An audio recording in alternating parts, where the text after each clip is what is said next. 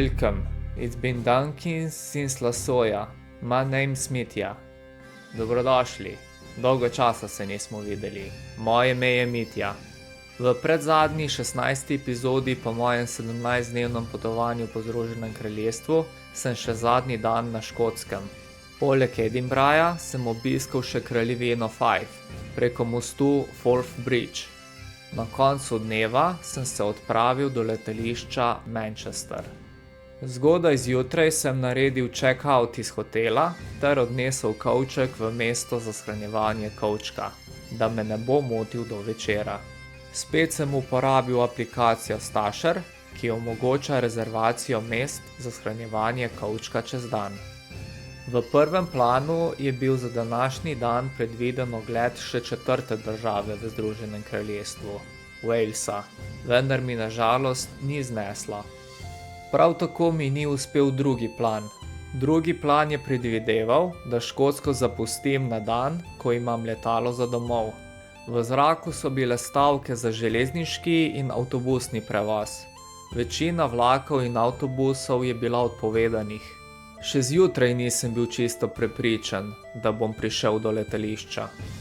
Plan za čez dan je bil, da z vlakom obiščem akvarij Deep Sea World v vasici North Queensferry v kraljestvu Fife. Splošno velja, da je bilo to eno od večjih kraljestev Piktov, znano kot Fib, in je še vedno splošno znano kot kraljestvo Fife znotraj Škotske. Fife je po številu prebivalcev tretje največje območje lokalne oblasti na Škotskem. Ima nekaj manj kot 367.000 stalnih prebivalcev. Zgodovinsko mesto St. Andrews se nahaja na severovzhodni obali Fife. Znana je po univerzi St. Andrews, najstarejši univerzi na Škotskem in eni najstarejših univerz na svetu. Od 15. stoletja je bila metropola nekdanje nadškofije St. Andrews.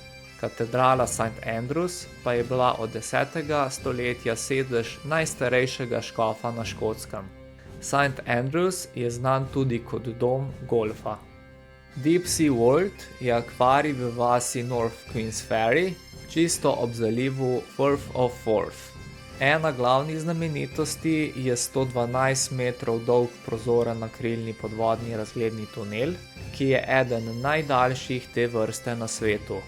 Ukrivljenost 6,5 cm debelega akrila povzroči učinek zmanjšanja povečave na vseh bitih na razstavi, približno za 1/3. Rezervoar s tunelom vsebuje 4.500.000 litrov morske vode, črpane iz reke Forth. Ta voda ima običajno okoli 14 stopinj. Zaradi nizke temperature je večina živali v tunelu iz cele Britanije. Peščeni tigrasti morski psi se običajno nahajajo v toplejših vodah, na primer na Floridi, v ZDA in Južni Afriki. Zlahka se prilagodijo spremembi temperature, vendar nižja temperatura zmanjša hitrost metabolizma. V akvariju imajo tudi eksotične ribe in druge morske živali. Najprej si oglejmo hranjenje tjulnjev, potem pa še ogled rib in morskih psov. So welcome to this morning's seal feed. I'm joined here by a lovely Aquarius Robin. Would you like to give it a big wave? And she's going to be feeding our seals here. So before I start, I'd just like to go over some health and safety with you all. Just to keep our seal pool here free of anything, I'd like to ask if you could refrain from dangling any objects over the edge, as well as sitting any children up on the ledge here, just so we don't give our seals here any indigestion. So we have 3 common harbour seals in here today. We've got the 2 boys here, Benji and Cody. So what our Aquarius Robin is doing here is known as enrichment activities. And it does look very fun to watch, but it's not actually for our enjoyment, it's for the benefit of our seals here. So what it does is it helps to provide our seals with the mental stimulus they need to feel happy and healthy in their environment. So how it works is Robin will give them a command, often in the form of a Hamilton signal. And if the parent perceives this as a threat, they can oftentimes abandon their young there. As well, until recently, seals have been listed as a Category 1 animal. Now this is because their bites can be very dangerous, and they have certain bacteria that grows amongst their teeth. Now if you do get bitten, or this bacteria does go within the skin, it can cause a very serious infection. But if you do come across a seal that you think is injured or has been abandoned, you can call the likes of the SSPCA. What they'll be able to do is come and deal with the situation safely.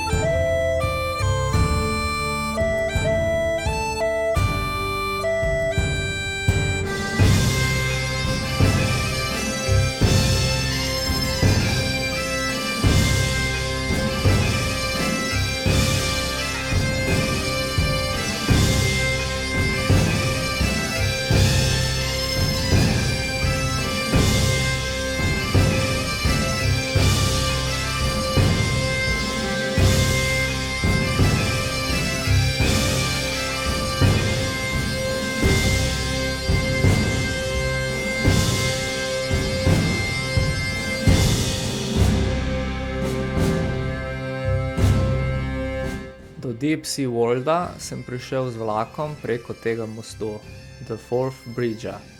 Forth Bridge je konzolni železniški most čez Firth of Forth, 14 km zahodno od središče Edinburgha. Dokončan leta 1890, velja za simbol Škotske. Leta 2016 je bil razglašen za največje škotsko čudo, ki ga je ustvaril človek, in je na UNESCOvem seznamu svetovne dediščine. Čisto zraven imamo še dva mostova. Prvi je Forth Road Bridge, drugi pa Queen's Ferry Crossing.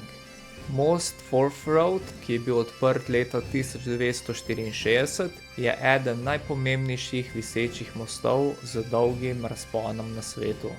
Z glavnim razponom 1006 metrov med obema stolpama je bil ob odprtju četrti najdaljši na svetu in najdaljši zunaj ZDA. Skupna dolžina objekta je več kot 2,5 km. Za njegovo gradnjo je bilo uporabljenih osupljivih 39 tisoč ton jekla in 125 tisoč kubičnih metrov betona. Tretji most, Queen's Ferry Crossing, je bil odprt za promet 30. avgusta 2017. S 2,5 km je najdaljši most s 3 stolpi in zategnjenimi kabli na svetu in tudi daleč največji s kabli, ki prečkajo sredino razpona. Ta inovativna zasnova zagotavlja dodatno moč in togost, kar omogoča, da so stolpi in krov bolj vitki in elegantni. Ker se nahajam na območju kraljestva Fife, ne morem mimo legende o Piktih. Naslednja legenda mi je najbolj pri srcu. Pikti so bili skrivnostno in čarobno ljudstvo. Morda ste mislili, da izvirajo iz Škotske in so se preprosto pojavili iz zemlje. Resnica je, da so bili verjetno originalni Škoti, vendar zagotovo se niso samo pojavili iz tal. Nekje so morali izvirati, le iz kje so bili. Obstajala so plemena, ki so naseljevala območje Kostumokala in nažalost niso hranili zgodovine o sebi, razen ustno. Njihova ozemlja so bila v severozahodnem delu Evrope, verjetno najbolj zahodnem delu Rusije. Plemena so se imenovala Kostumoki.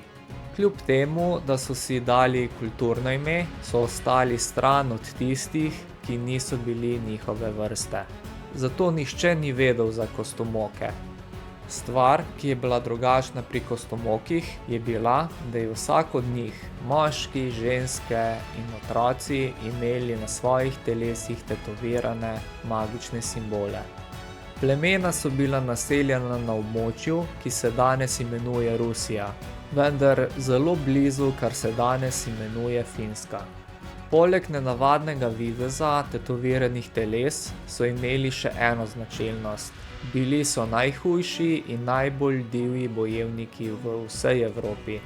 Čeprav so poskušala številna kraljestva, nobenemu nikoli ni uspelo podrediti Kostumokov. Niso bili znani pod nobenim imenom, vendar so posedovali ozemlje, ki so si ga želela vojskujoča se plemena. Čeprav so jih mnogi poskušali premagati in zavzeti njihovo ozemlje, so agresorji vedno izgubili in Kostumoke so začeli sebati po vsej Evropi. Kostumoki niso nikoli poskušali vdreti v druga ozemlja. Zadovoljni so bili s svojo lastno zemljo in so le želeli, da jih pustijo pri miru, da živijo svoje življenje, kot so ga bili vedno vajeni. Pravzaprav so bili miroljubno ljudstvo, a nikoli niso dovolili, da bi jih drugi osvojili. Plemena bi ob invaziji zbrala orožje in se spopadla z agresorji. Pred napadom bi vsiljivci videli, kako Kostumoke božajo nekatere svoje tetovaže in nato pokažejo na napadalce. Zavojevalci so vedno sumili na magijo. Kostumoki bi nato napadli agresorje in jih pobili. Le redki bi pobegnili, a to je bilo le po izbiri Kostumokov. Želeli so, da bi tisti, ki bi jih napadli, vedeli za njihovo možno usodo v prihodnjih napadih. Kostumoki niso imeli želje po invaziji ali napadu na druga kraljestva, vendar so želeli, da se daleč naokoli ve, da če bodo napadeni, bo napadalec izgubil. Daleč naokoli so postali znani kot skrivnostno ljudstvo, ki je znalo z magijo zmagovati v bitkah proti svojim sovražnikom in jih zato ni bilo mogoče premagati. Zaradi njihovih tetoviranih teles so jih Etruščani, ki so jih poskušali premagati, a jih niso nikoli mogli premagati, označevali kot Pikti, kar je pravzaprav pomenilo naslikani ljudje, čeprav so v resnici imeli tetovaže in niso bili naslikani. Zgodovinarji med Etruščani so navedli, da so imeli Pikti za svojo barvo, pravzaprav tetovaže, raje modro barvo. Kljub porazu s Pikti so se Etruščani nekega dne znova soočili z njimi, ko se je njihova družba zlila z družbo Rimskega imperija. Pikti, kot se bodo odslej imenovali v tej zgodbi, so živeli v zelo mrzlem podnebju. Zaradi tatujev pa so želeli biti napol goli, da bi pokazali svoje telesne okrasje. A to so lahko počeli le poleti. Zima je bila v Kostumokelu preprosto premrzla, da svojih teles niso pokrili s toplimi kožuhi. Za Kostumoke je bilo to precej frustrirajoče in občasno so svojim voditeljem izrazili pomisleke glede tega. Toda ko je prišlo poletje, je vse godrnjanje prenehalo. Nekega leta so se kralji različnih plemen zbrali na sestanku v središču Kostumokala. Razpravljali so o problemu, da svojih magičnih simbolov ne morejo izpostaviti, ko je bilo hladno vreme. Če bi pozimi kurili v bivalnih prostorih, bi lahko bili na pol oblečeni. Toda to ni pomagalo, če so bili napadeni ali so morali celo iti ven na lov. Edina rešitev, do katere so lahko prišli kralji, je bila, da se plemena preselijo v boljše podnebje.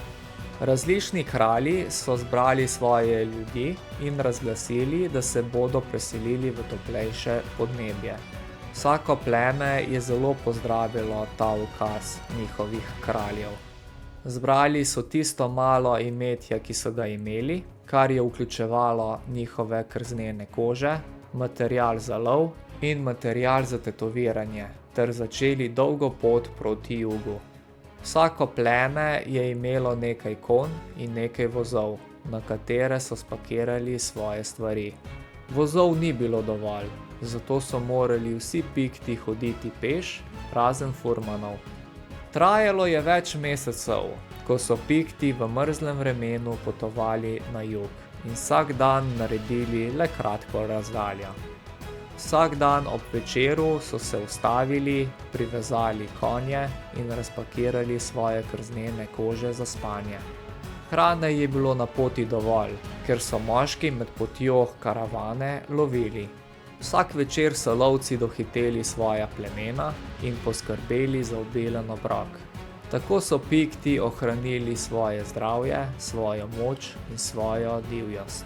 Med potovanjem so morali cikcakati med jezeri in morji, da so končno prispeli do Tosnovije, majhnega fevda, kjer jim je lokalni car dovolil počitek.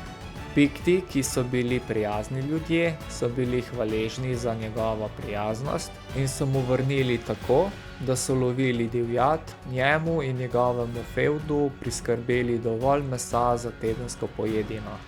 Car je bil hvaležen in jim je dovolil počivati v njegovem fevdu, kolikor dolgo so želeli. Tosnovija je bila v današnji zahodni Rusiji približno 160 km od Latvije.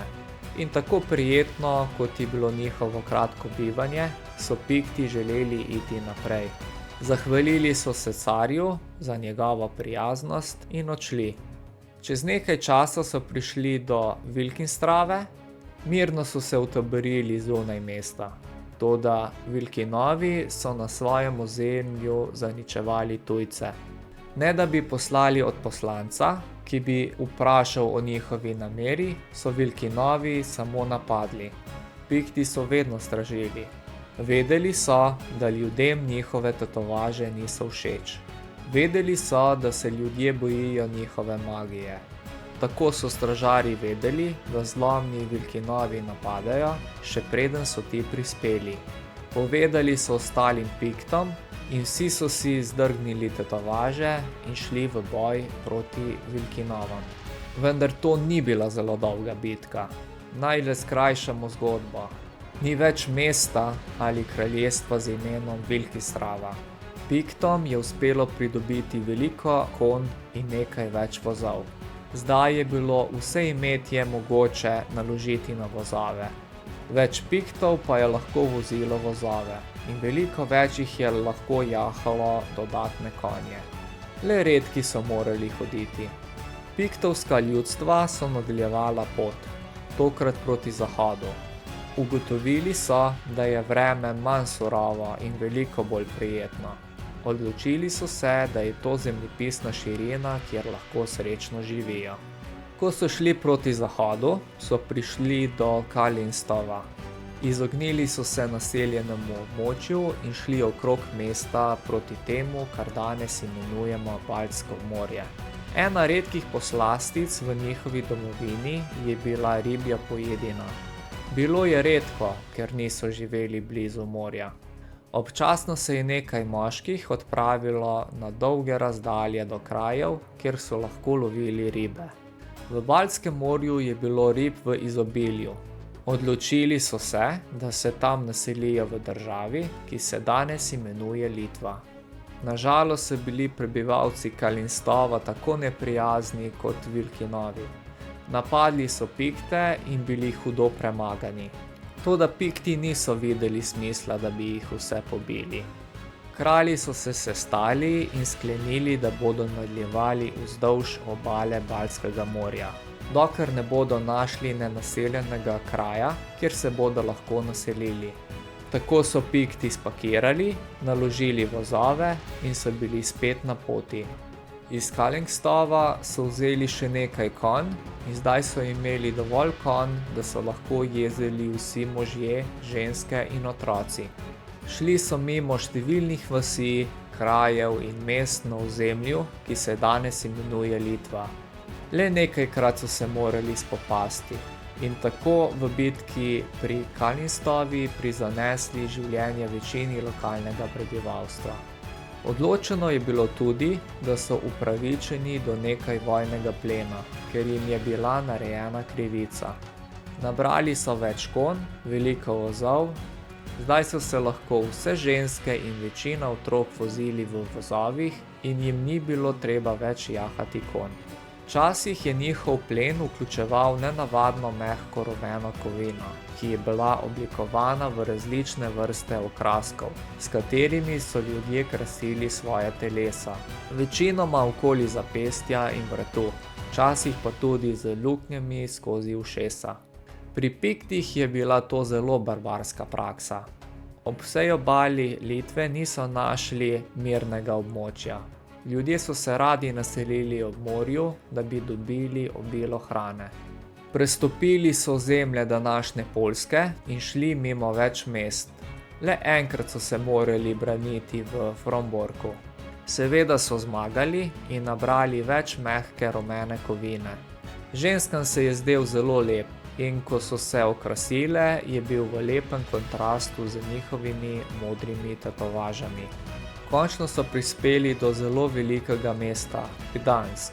Spet so želeli mir in so močno zaobšli mesto. Toda Gdansk je bil zelo velik in je imel veliko obrobnih predmestij.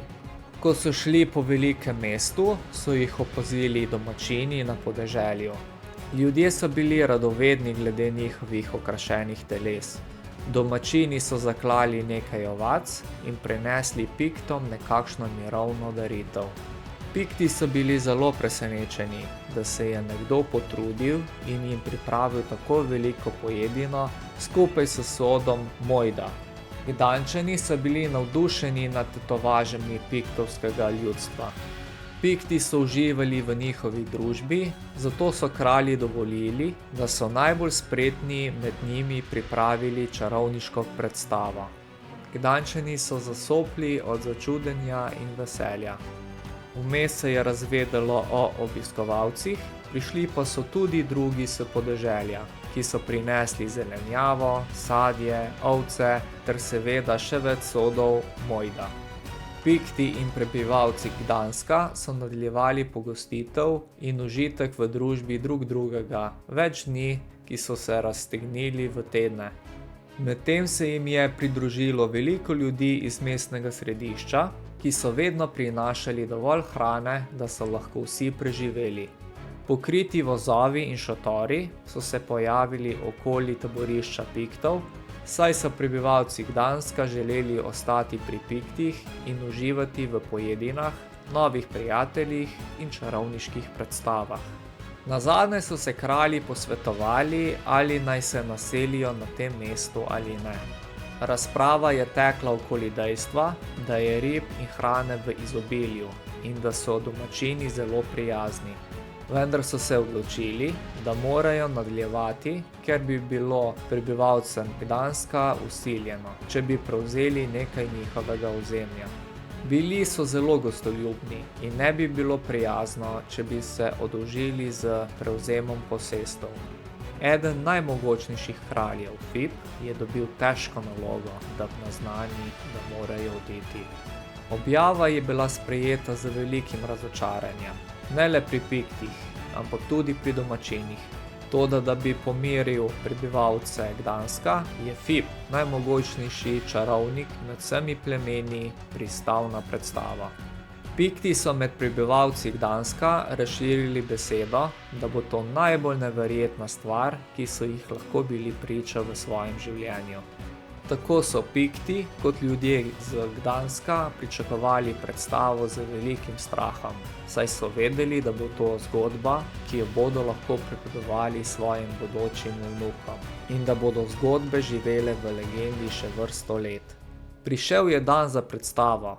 Glas se je razširil po mestu Gdansk in večina mesta je bila priča temu velikemu spektaklu. Toda to je bil tudi dan, ko bi Pikti odšli. Pikti so sedeli na svojih vozovih, obrnjenimi proti Fibu.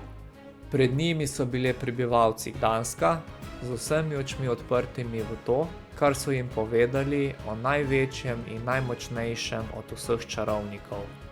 Kralj Fib jih je zabaval z raznimi majhnimi triki, kot je vlečenje zajcev iz vrečk, ustvarjanje ptic, ki se nenadoma pojavijo v njegovih rokah, rezanju vrvi na pol in njihovo čarobno obnavljanje in podobnimi vsakdanjimi triki, ki se jih vsi zavedamo. V svojem predzadnjem čarovniškem triku se je dvignil na približno 20 metrov v zrak, tako da ga je velika množica lahko videla. Končno je Fib prišel do velikega finala. Zdrgnil je vsako vidno tetovažo na telesu. Potem se je ustavil. Vse oči so bile uprte vanj, ko je izginil.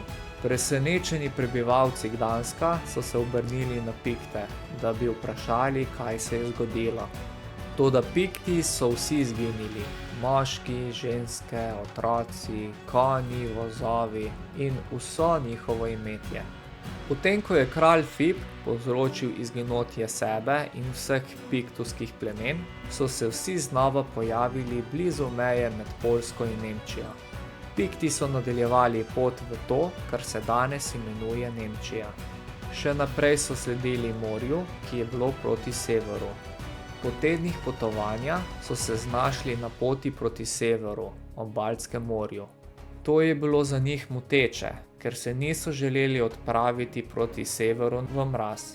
A vseeno so menili, da je pametno slediti morju. Obšli so številne majhne vasi in mesta. Izogibali so se bitkam. Imeli so že dovolj imetja, ker jim ni bilo treba več kopičiti vojnega plena. Več mesecev so sledili obmorskim vijugam Danske, ki so štrlele v ocean. Toda Pikti so se končno ustavili pri Rinkebingu. Zgodilo se je, da so bili ljudje na tem območju tudi zelo hudi bojevniki. Tudi videti so bili strašljivi. Nosili so čelade, iz katerih so izhajali veliki rogovi. Vsi so imeli dolge brade in dolge lase ter velike trebuhe. Ko so se Pikti ustavili, je med domačini zavladalo nekaj zgroženosti. Zbrali so se v svetu in razmišljali o napadu, uničenju in popolni odstranitvi te množice ljudi, ki se je nenadoma pojavila v njihovi soseščini. Eden modrejših med njimi je izjavil, da obiskovalci niso napadli, prav tako niso naredili nobene škode. Zato so se odločili poslati odposlanca, da se pozanima o njihovih namerah. Kot dokaz svojega miroljubnega pristopa so prinesli sod Bjorja. Takrat so bili narodi držav Švedske, Norveške in Danske znani kot vikingi. Torej so bili ti odposlanci iz Rinkebinga pravzaprav vikingi. Pristopili so k Piktom, prijateljsko ponudili sod in vsi skupaj prisedli ter pili Bjorn. Vikingi so kmalu prišli do zadeve, zakaj so bili tukaj. Fib je pojasnil, da so prišli iz zelo mrzlega podnebja in so iskali toplejši kraj, kjer bi se naselili. Potovali so več mesecev, bojevali so se v mnogih bitkah in zdaj so bili utrujeni od potovanja. Iskali so nenaseljeno območje, kjer bi se lahko naselili, ne da bi posegli v zemljišča drugih. Nato jih je zabaval z nekaj čarovniškimi triki in vsi skupaj so imeli zabavo. Vikingi so se vrnili v Rinkebing, vendar so Piktijem povedali, da bodo razmislili o njihovi stiski in videli, ali obstaja način, da bi jim lahko pomagali. V resnici so Vikingi, ne glede na to, kako hudi so bili, spoznali, da bi se s Pikti težko kosali. Ne bi bilo dobro, da živijo v neposredni bližini. Toda namesto, da bi med obema ljudstvoma povzročili sovraštvo, so Vikingi preučili vse možnosti in prišli do zelo dobre rešitve. Nekaj dni pozneje so se Vikingi vrnili v taborišče Piktov. Pripovedovali so jim o svojih različnih dogodivščinah, jadranju po morjih in oceanih do oddaljenih dežel. Pikti so bili presenečeni, vendar so Vikinge prosili, naj pojasnijo stvar o jadranju in čolnih. Vikingi so se smejali, Pikti pa so bili zelo zmedeni. Dobrodušno so Vikingi povabili Pikte, naj pridejo na obalo, kjer so bili zasidrani njihovi čolni. Pikti so bili presenečeni, da so lahko tako velike konstrukcije lebdele v vodi in se niso potopile. Vedeli so, da kadarkoli so stopili v vodo lovit ribe, niso hodili po gladini. Toda te čudne konstrukcije so dejansko ostale na vrhu vode. Vikingi so pojasnili, da se s temi plovili lahko prepotujejo svet. Vikinški vodja Hagen je pokazal proti zahodu. Vikingi so vedeli za otok, večinoma nenaseljen na drugi strani morja. Bi se Pikti strinjali, da jih prepeljajo s svojimi čolni v tisto deželo? Če je bila dežela čez morje res prostrana in prazna drugih ljudi, potem so se Pikti strinjali, da bi radi odšli. Toda Vikingi so jim rekli, da je drago podati se čez morje. Vedno so morali hraniti zaloge za potovanja, ki niso bila poceni. Pikti sprva niso vedeli, kaj naj storijo, vendar so Vikingi opazili nekaj rumene kovine, ki krasijo nekatere ženske. Če bi nam lahko priskrbeli malo zlata, bi lahko plačali potovanje, je rekel vikinški vodja Hagen. Kaj je zlato? Je vprašal Fip. To je rumena kovina, ki jo nosijo vaše ženske. Fip je od vsega začetka sumil, da je zlato dragoceno. Pikti so veliko tega zlata nabrali v svojih bitkah. Fip je hodil od vagona do vagona in zbral toliko, da si je napolnil dlan. Je to dovolj? Je Fip vprašal Hagena. Hagen je odgovoril: Da, to je več kot velikodušno od vas in nam bo prineslo dobiček, s katerim vam bomo priskrbeli pogostitev, preden izplujemo. In še vedno bomo imeli dobiček. Fibu te besede o dobičku seveda niso pomenile nič. Vendar se je naučil nekaj zelo dragocenega. Naučil se je, da lahko zamenjajo nekatere stvari za druge. Vikingi so bili veliki jedci in so priredili veliko pojedino za Pikte.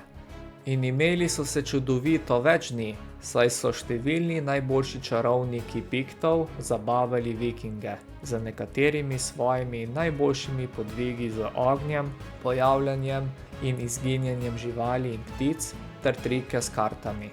Bila je velika zabava, a ko je bilo konec, je bil čas za jadranje. Pikti so bili presenečeni, da so lahko Vikingi na svoje čolne uspeli spraviti vse konje in vozove. Mislili so, da bodo morali konje in voze vse pustiti za sabo. Bili so res hvaležni in Fip je Hagenu podaril še eno pest zlata. Fip je rekel Hagenu: Resnično smo hvaležni in tukaj je še nekaj stvari o dobičku, o katerih ste govorili. Hagen se je zasmejal in s svojim glasnim vikinškim glasom zavpil: Dvignite jadra in nastavite smer proti zahodu. In v nekaj minutah so bili na poti. Vikingi so priskrbeli na desetine čolnov za Pikte, njihovo premoženje, konje, vozove. Pikti seveda niso bili vajeni pomorskih potovanj. Da bi bile stvari še huje, jim je pihal močan veter, ko so se poskušali pluti proti zahodu. Tako se je potovanje še bolj zavleklo in ubogi Pikti so kar naprej bruhali v morje. Nenadoma so Vikingi napovedali pristanek. Na koncu jih je odpihnilo v zaliv Firth of Forth. Zelo verjetno so se izkrcali na tem mestu, ki ga vidite na sliki. Vikingi in Pikti so se spoprijateljili in Vikingi so jih presenetili z novo pojedino. S seboj so prinesli nekaj divjih prašičev in seveda veliko sodov Bjorja. Zabavili so se nekaj dni in se nato poslovili. Vikingi so jim v dar zapustili nekaj sodov in recept, kako si ga lahko naredijo sami.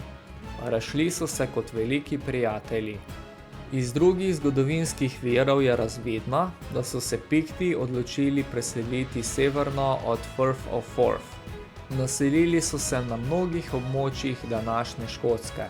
Vsak kralj pa je svoje pleme odpeljal na lokacijo, ki je bila ločena od drugih plemen.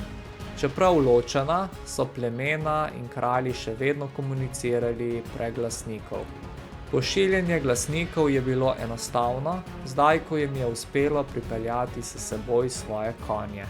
Njihovo ozemlje je bilo njim in tujcem znano kot Pictland. Ustanovili so 7 glavnih piktovskih kraljestev in nekaj manjših kraljestev. Največje med njimi je bilo kraljestvo Fib, ki obstaja še danes. Danes je znano kot kraljestvo Fife.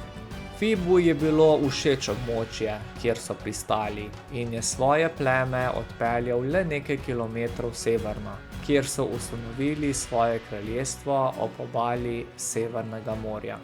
Znotraj teh kraljestev so bile ustanovljene majhne vasi. Pikti so se naučili izdelovati hiše iz kamna ter jih pokrivati z lesom in slamo. Uspelo jim je ujeti in ukrotiti divje koze in ovce. Čez generacije so se te živali precej udomačile. Pikti so znanje o svojem odkritju različnih užitnih živil delili s plemeni prek konjskih glasnikov. Ko so prispeli in se razširili, so Pikti zasedli vse, kar danes velja za Škotsko. Stoletja pozneje so se kraljestva Pictlanda utrdila in postala kraljestvo Alba, ko je dežela postala znana kot Škotska, namesto Pictland. Toda preden so jo poimenovali Škotska, je njihovo število raslo in tudi drugi so se preselili na njihova ozemlja, so se kralji kraljestev ponovno odločili, da se srečajo in oblikujejo konfederacijo, zavezništvo, večjo entiteto. Menili so, da so kljub temu, da so bili razdeljeni na 7 ločenih velikih kraljestev in manjših podkraljestev, še vedno sorodniki. Bolje bi bilo, če bi se imenovali z imenom, ki ga poznajo tisti, ki jih obdajajo. Izbrali so ime Kaledonija. Kraljevina Kaledonija je tistim, ki živijo med njimi, dala vedeti, da so miroljubni ljudje, vendar ne bodo dopuščali vdorov drugih plemen.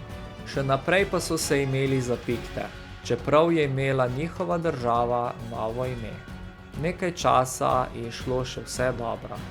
Seveda je bilo najpomembnejše od vseh kaledonskih kraljestev kraljestvo Fib, zaradi magije, veličanstva in karizme njihovega kralja. Pikti so si izbrali lepo mesto za življenje.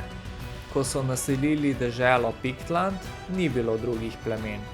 Toda nekako so se drugi narodi priseljevali. Čeprav so migranti zasedali razmeroma lepe lokacije, so zavidali lepo zemljo, ki so jo zasedli Pikti, zato so si jo seveda želeli. Toda nekaj teh neumnih plemen se je odločilo napasti Pikte in zavzeti njihovo zemljo. To res ni bila velika bitka. Ko so se soočili s Pikti in z njihovimi modrimi tetovažami, so obrnili rep in zbežali. Seveda so nekatere bitke potekale še naprej, vendar so Pikti vedno zmagali. Nihče ni prevzel njihove domene. Bili so hudi bojevniki in seveda so imeli magične moči, a vseeno so raje ostali mirni, razen ko so jih napadli. Pikti so stoletja uspešno varovali svoja kraljestva. Sčasoma so Rimljani, najmočnejši imperij na svetu, prišli na otoke, ki so bili zdaj znani kot Britanija. Njihov namen je bil vse osvojiti in okupirati. In tako so tudi storili. Osvojili so vse razen enega majhnega dela Britanije, severnega dela, ki se je imenovala Škotska. Večkrat so jih napadli, a Pikti so še naprej premagovali mogočne Rimljane. Ker Rimljani niso nehali, so se Pikti maščevali z napadi na rimske trdnjave. Rimljani so se končno začeli bati napadov naslikanih ljudi. Zgradili so zid, da bi ločili Škotsko od rimsko osvojenih ozemelj Britanije. Ta veliki zid, ki prečka Škotsko, so po cesarju Hadrijanu imenovali Hadrijanov zid. Zid je bil zgrajen leta 122, v času njegove vladavine. To je bila najmočneje utrjena zgradba v celotnem rimskem imperiju in vključuje obzidje in trdnjave z gradovi. Čeprav se domneva, da so bili Pikti kamenodobni ljudje severne Škotske, zdaj iz te legende vemo, da so se preselili iz zahodne Rusije. Kar je zelo nenavadno je, da poleg ustne zgodovine obstaja pisna zgodovina iz leta 297 in to zgodovino pišejo sami Rimljani. Konec koncev, ko so se pomerili z nasprotnikom, so morali pisati o njih. Rimljani so ponovno poskušali napasti Pikte. Imeli so katapulte, ki so lahko metali velike kamne in druge naprave, ki so lahko metali sulice in puščice na razdalji več 100 metrov. Nažalost so se Rimljani odločili, da napadajo najmočnejše kraljestvo, kraljestvo Fif, ki je v tem času postalo znano kot kraljestvo Five, kar je znano še danes. Navsezadnje je bil kralj Fif že dolgo mrtev in majhna sprememba imena ni bila nenavadna. Pikti so izumili tudi igro, golf. Odrezali so veliko zemljišče blizu morja in v zemljo izkopali 18 lukenj, ki so bile ločene s 100 metri. Tukaj je smešni del. Rimljani so se odločili, da morajo porušiti del Hadrijanovega zidu, da bi pripeljali svoje katapulte in vojake z loki in puščicami, ki bi lahko napadle vse, kar je 100 metrov stran.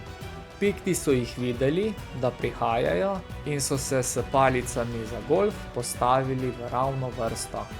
Rimljani so lahko streljali le s kratke razdalje. Toda Pikti so lahko udarjali svoje žoge na 2 do 3 kilometre, ker so postali tako dobri v svoji igri. In njihov cilj je bil tako natančen, da so zadeli Rimljane naravnost v sredino čela, tako kot David Goljata. Potem, ko je na stotine Rimljanov padlo mrtvi zaradi žogic za golf v glavo, so se Rimljani umaknili, obnovili obzidje, da bi zadržali Pikte in nikoli več niso napadli. Vedno v strahu, da bodo videli naslikane ljudi priti čez Hadrijanov zid. Rimljani so ustanovili mesto z imenom Eboracum v 1. stoletju. Mesto je bila kot trdnjava in bila je v Veliki Britaniji. Več stolet je raslo in postalo živahno trgovsko središče. Toda približno 800 let kasneje so Vikingi vdrli in zavzeli mesto. Preimenovali so ga v Jorvik, ali ne zveni malo podobno Yorku? To je veliko mesto v današnji Angliji.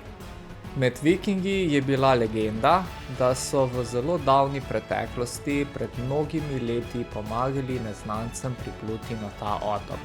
Vedeli so, kje so pristali njihovi predhodniki, zato so se odločili, da pošljajo skupino na sever, da raziščejo, kaj se je zgodilo s čudno naslikanimi ljudmi.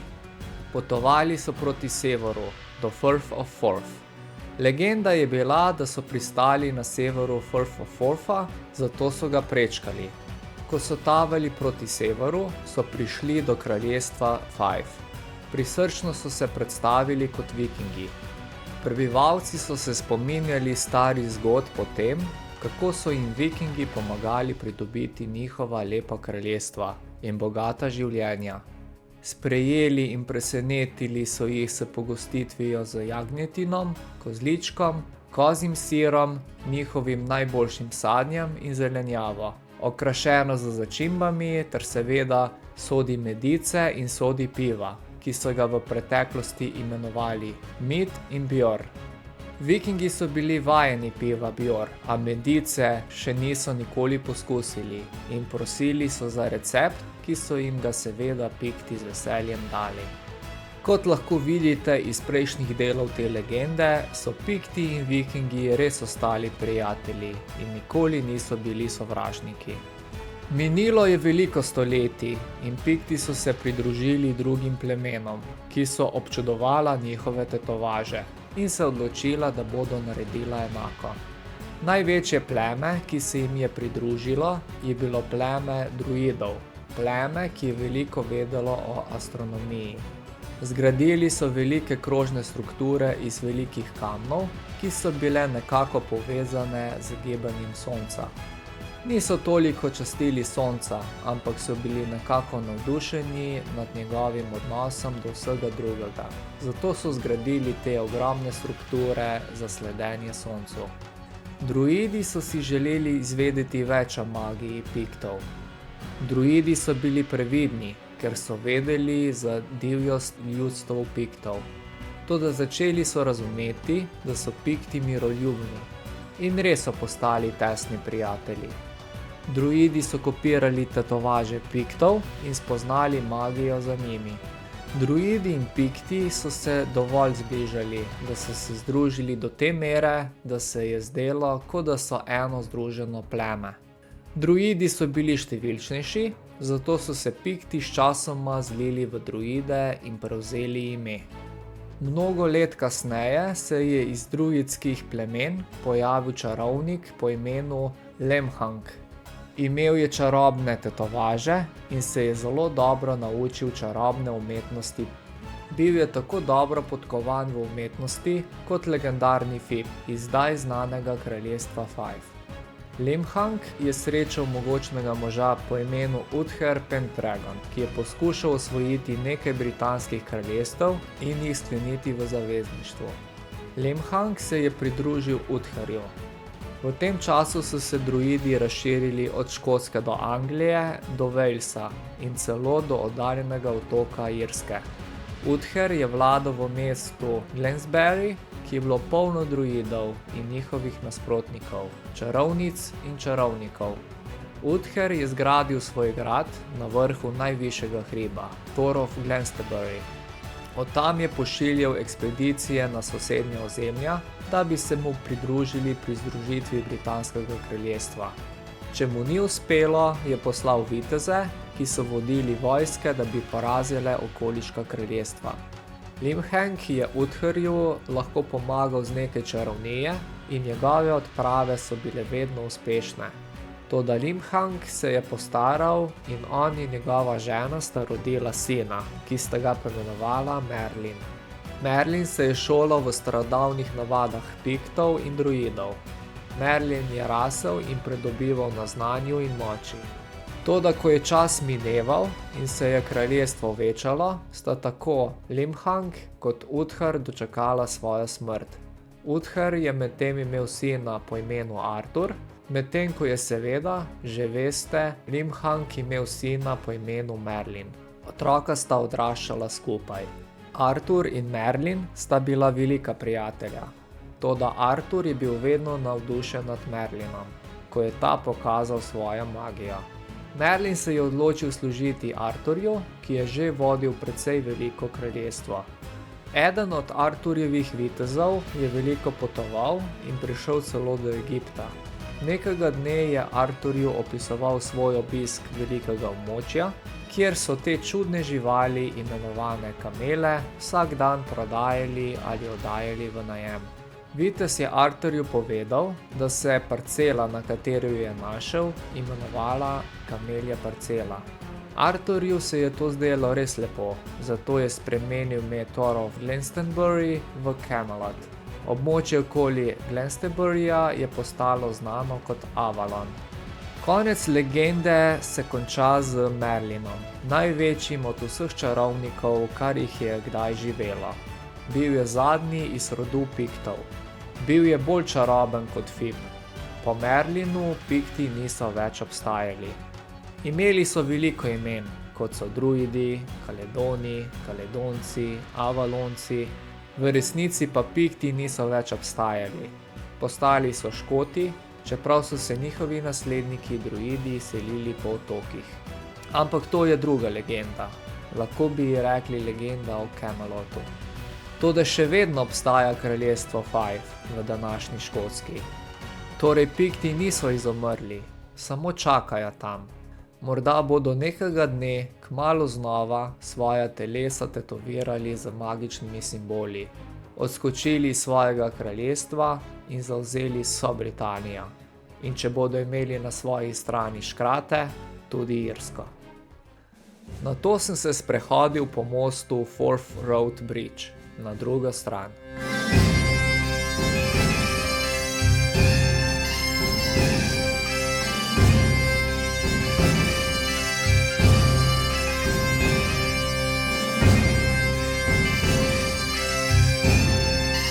Ta most je odprla kraljica Elizabeta II.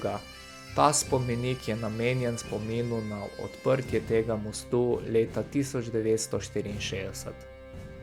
Po poti sem šel do najbližje železniške postaje ter se vrnil nazaj v Edinburgh. Nato sem se še zadnjič sprehodil po centru Edinburgha.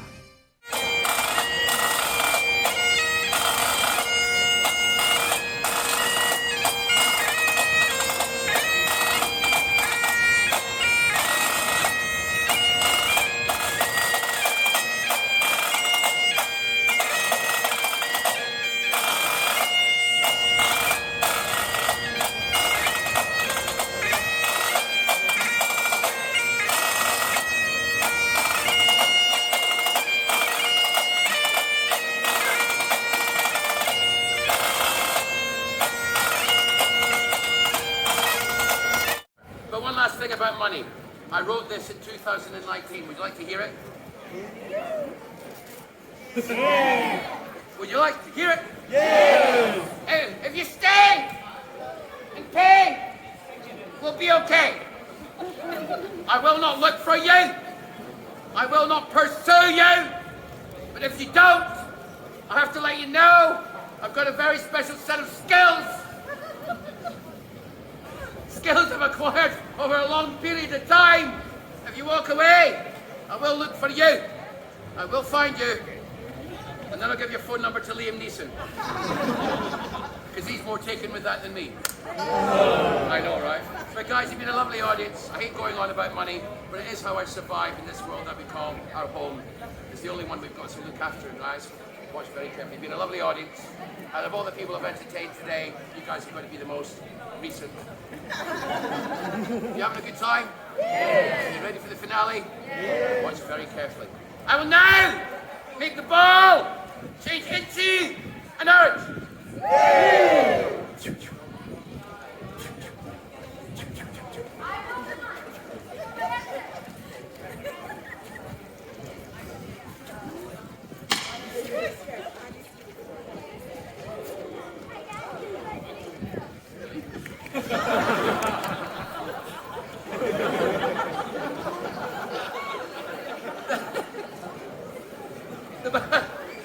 Quite an intelligent audience. The ball has now changed into an orange. Grazie mille, muchas gracias, spasiba, shukran, obrigado, and thank you. No, I know you don't believe me, but watch this. Dave, Jack, guys, thank you for helping me build the audience. If I didn't build it, if I didn't change it into an orange, I'm going to change the orange back into it. You're not impressed, Jack, are you? You're not impressed? No. Jack is going, no, that's not right. No. But don't watch the ball. Don't watch the hat. Watch the cup. Why? Because that's where the orange is. If there's an orange in there, there's an orange from there, there's an orange from there, there's an orange in there, there's an orange in there, there's an orange in there, there's an orange in there, there's an orange from there, there's an orange in there. Oh, this guy's good. Thank you. I don't know about you, but there's an orange in there. There's even an applause cue. 6 orange all the way in there.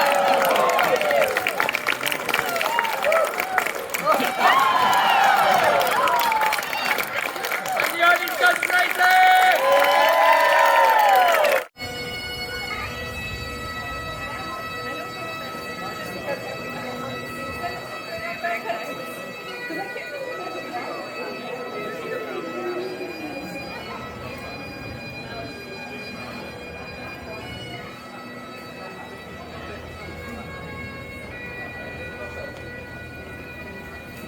All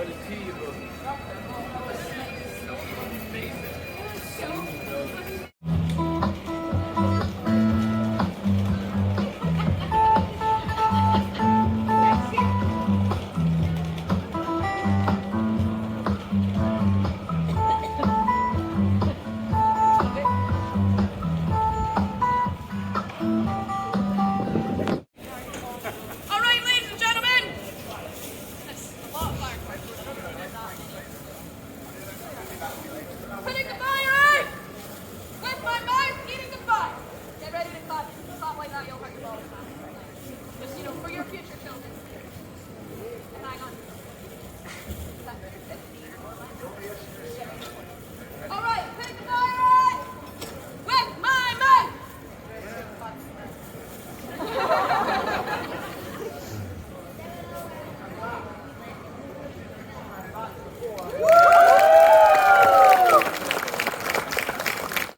Princes Street Gardens sta dva sosedna javna parka v središču Edinburgha, ki ležita v senci edinburškega gradu. Ta na sliki je East Princes Street Gardens. Vrtovi so nastali v 1820 letih po dolgem izsuševanju reke Norloch in gradnji novega mesta, ki se je začelo v 1760 letih.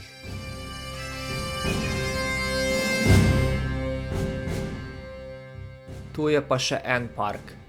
Na sredini tega parka je Melvilleov spomenik.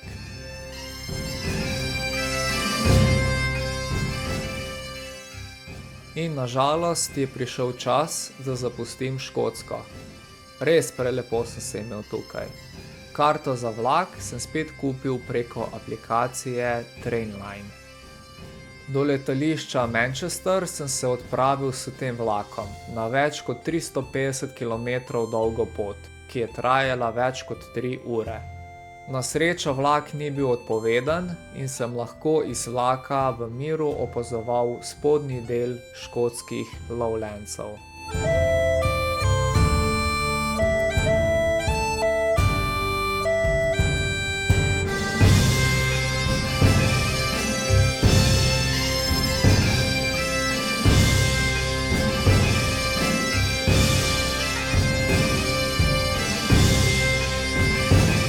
Po 10. uri zvečer sem uspešno prišel na letališče Manchester.